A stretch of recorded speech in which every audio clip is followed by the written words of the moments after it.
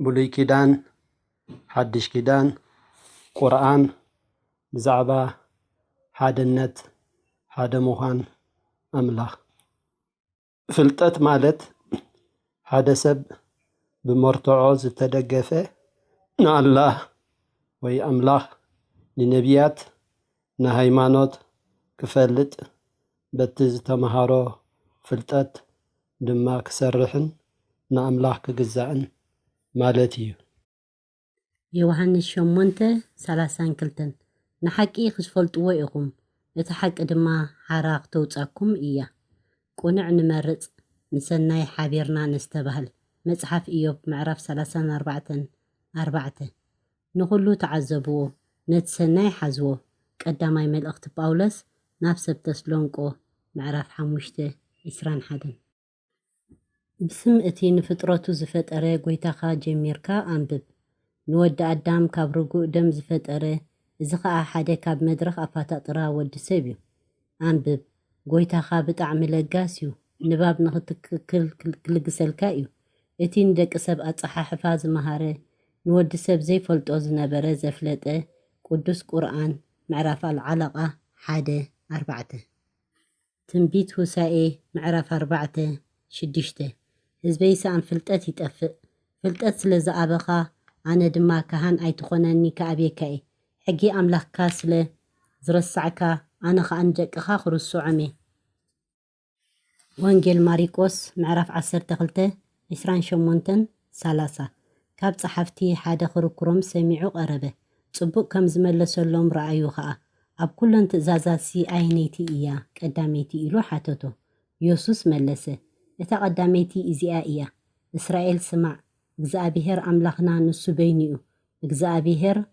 እግዚአብሔር ኣምላኽካ ብሙሉእ ልብኻን ብኩሉ ነፍስኻን ብኩሉ ሓሳብካን ብኩሉ ሓይልኻን ኣፍቅሮ እታ ቀዳመይቲ ትእዛዝ እዚኣ እያ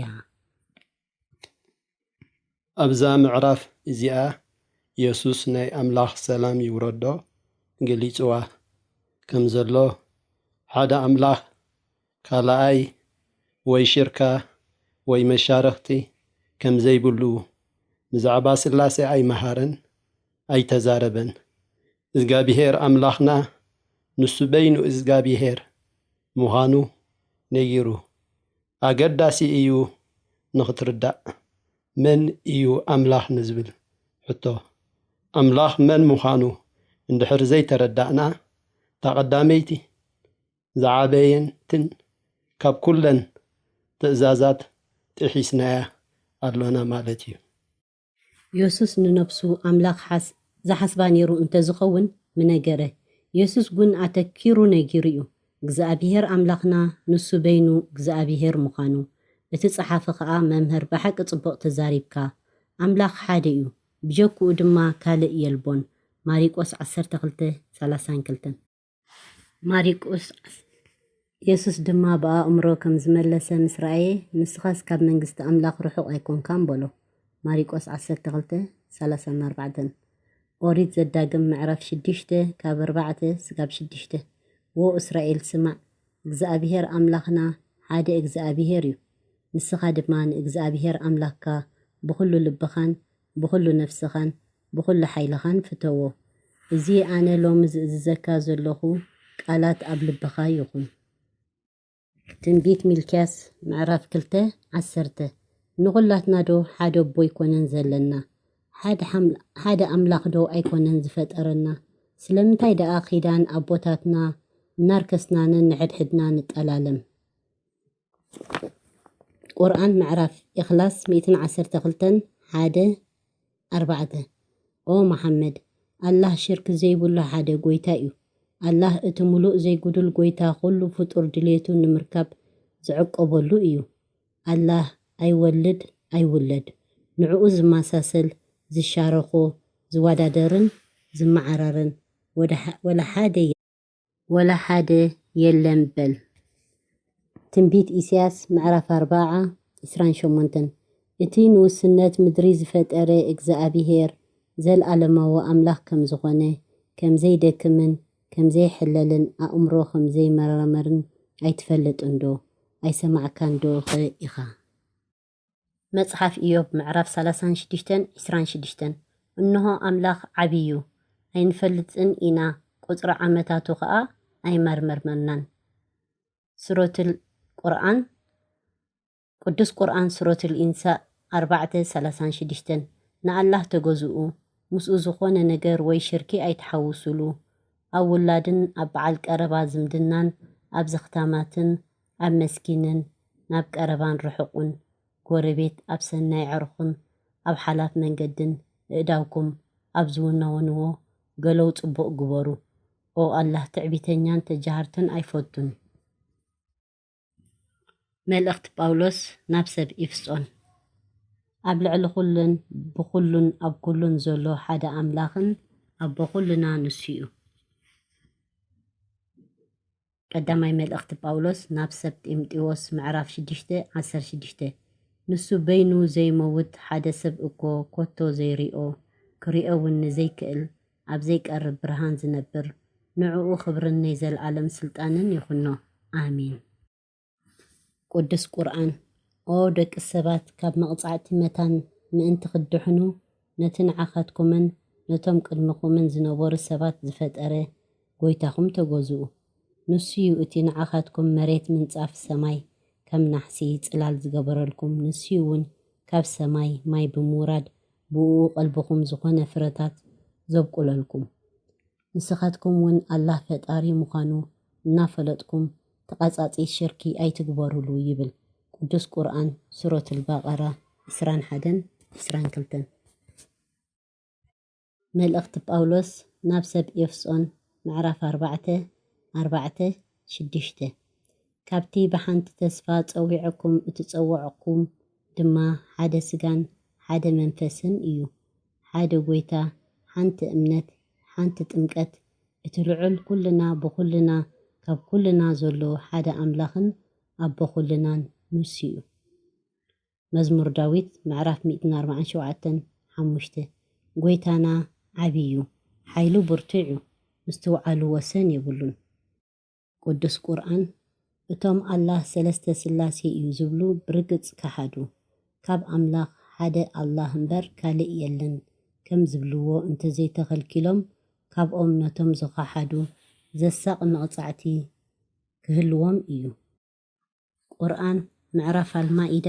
73 ትንቢት ኢሳያስ ምዕራፍ 45:21-22 እስከ ንገሩ ቁርብ ብሓደ እውን ይምከሩ ካብ ጥንቲ እዚ ነገር እዚ መን ኣስምዐ ካብ ቀደም ዝነግረካ መን እዩ ኣይ ኣነ እግዚኣብሔር እንዶ እየ ዝገበርክዎ ብጀካይ ካልእ ኣምላኽ የልቦን ብጻድቃን ዝድሕንን ኣምላኽ ብጀካይ ኮቶ የልቦን ኣነ ኣምላኽ እየ ካልእ ከዓ የልቦን እሞ እቶም ውሱናት መደረ ኩላትኩም ናባይ ተመለሱ ደሓንውን። ኩሉ እዚ ኣብ ልዕሊ ዝተጠቒሱ ዘሎ እምነት ሓድነት ኣላህ ኣምላኽ እዩ ዝመሃረና። ፍልጠት ናብ ዘለኣለማዊ ገነት ይመርሓና። ፍልጠት ምንዳይ ወይ ምፍላጥ ምስ ኣምላኽ ኣየጸላእካን እዩ። ክርስቶስ ኣብ ዝኾነ ኣጋጣሚ ከምቲ ሓደ ኣመንቲ ክርስትና ሓደ ጥቕስታት ካብ መጽሓፍ ቅዱስ ብምጥቃስ ዝብልዎ ንወዲ ሰብ ከም ገሃነብ እሳት ናብ ገነት ወይ ድማ ካብ ሰማያት ሰማይ ወሪደ ኣብ ድንግል ማርያም ማህፀን ሓዲረ ካብ ስጋኣ ስጋ ካብ ትንፋስ ነፋሲ ትንፋስ ወሲደ ብሓፂር ቁመት ብጸቢብ ደረት ኣፍ ልቢ ተወሲነ ን9 ወርሕን 5 መዓልትን ኣብ ማህፀን ጸኒሐ ኣብዛ ዓለም 33 ዓመትን 3 ወርሕን ኣምሂረ ድሕሪኡ ኣብ መስቀል ተሰቒለ ስጋይ ቆሪሰ ደመይ ኣፍሲሰ ንዓኹም ካብ ገሃነብ እሳት ናብ ገነት ከኣቱ ናይ ወራሲ ሓጢኣትኩም ክድምስስ እየ ኢሉ ኣይመሃርን። ኢየሱስ ክርስቶስ ናይ ኣምላኽ ሓድነት ውልቃውነት ንኸምልኹ ከምኡውን ናይ እግዚኣብሔር ልኡኽ ነቢ ከም ዝኾነ ብኡ ከኣምኑን እዩ ዝሰብኽ ዝነበረ። ሓደ ኣምላኽ ካልኣይ ወይ ሳልሳይ ወይ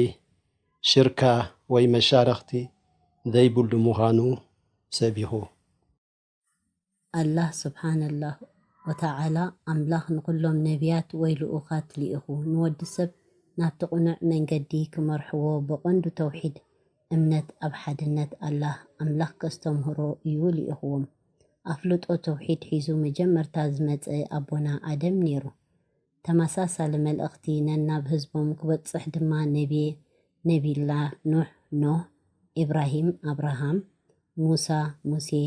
ዒሳ ኢየሱስ ክርስቶስ ናይ ኣላህ ሰላም ኣብ ልዕሊ ኩሎም ይውረድ ካብ ኣላህ ተላኢኾም መፂኦም። ነዚ ትምህርቲ እዚ ናይ መወዳእታ ቁርፁን መዕለቢኡን ከትሕዙ ድማ ነቢና መሓመድ ሰለላሁ ዐለይሂ ወሰለም ደምዳሚ ወይ ከዓ ዘዛሚ ነቢያት ኣላህ ብምዃን ናብ መላእ ዓለም መፂኡ ፅሩይ ሓቀኛን ፍፁምን ኣመር ኣላህ ድማ ኣመሓላሊፎምልና ኣሎ። ወዲ ሰብ ከሓደ ፈጣሪኡ ዝኸውን ንምህሮ ናይቶም ዝሓለፈ ነቢያት ብምውንዛፍ ብምንፃግ ኣብ ናይ ውልቁ ጉጉይ ትንታነታት ግምታትን ኣዳለዉ ዘለዎ ኣተረጋጉማን ምዝምርከስ ጥራሕ እዩ። እስላም ብኩሎም እቶም ነቢያት ቅድሚ ነቢ መሓመድ ዝነበሩ እንኮላይ ብበዓል ኢብራሂም፣ ኣብርሃም፣ ሙሳ፣ ሙሴ፣ ዒሳ ኢየሱስ ክርስቶስ ይኣምን። በቶም ኩሎም መፅሓፍቲ ናይ ኣምላኽ ቅድሚ ቁርኣን ዝመፁ እንኮላይ ተውራት፣ ዛቡር፣ ወንጌል